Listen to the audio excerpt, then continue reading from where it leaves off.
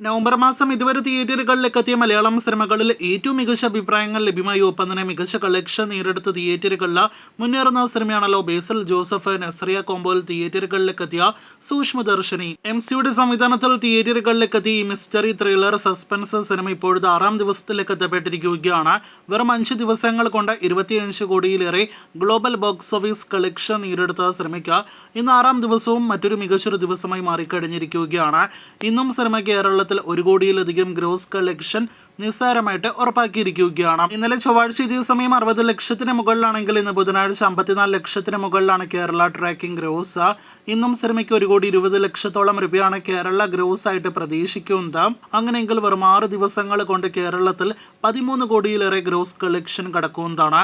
സിനിമയുടെ കേരള ഷെയർ മാത്രം ഇപ്പോഴത്തെ 5 കോടി പിന്നിട്ട് കഴിഞ്ഞിരിക്കുകയാണ്. ഇന്നും ഏറ്റവും കുറഞ്ഞത് 3 കോടിയിലേറെ വേൾഡ് വൈഡ് ഗ്രോസ് പ്രതീക്ഷിക്കുന്ന സിനിമ അങ്ങനെയെങ്കിൽ 6 ദിവസങ്ങൾ കൊണ്ട് 28 കോടിയിലേറെ വേൾഡ് വൈഡ് ഗ്രോസ് കളക്ഷനും കിടക്കുന്നതാണ്. ആകെ മൊത്തത്തിൽ നേരത്തെ തന്നെ ആദ്യ വീക്കെൻഡ് കളക്ഷനും കൊണ്ട് തന്നെ വിജയിച്ച സിനിമ ഇപ്പോഴത്തെ ബ്ലോക്ക് ബസ്റ്റർ സ്റ്റാറ്റസും പിന്നിടാനായിട്ട് ഒരുങ്ങുകയാണ്. 50 കോടി വേൾഡ് വൈഡ് കളക്ഷൻ ലക്ഷ്യമിട്ട് സിനിമ മുന്നേറിക്കൊണ്ടിരിക്കുന്നു. കാത്തിരിക്കാം അടുത്ത ദിവസങ്ങളിൽ ഇത് ഉൾപ്പെടെയുള്ള സൂക്ഷ്മദർശിനി ബോക്സ് ഓഫീസ് കളക്ഷൻ അറിയാനായിട്ട്.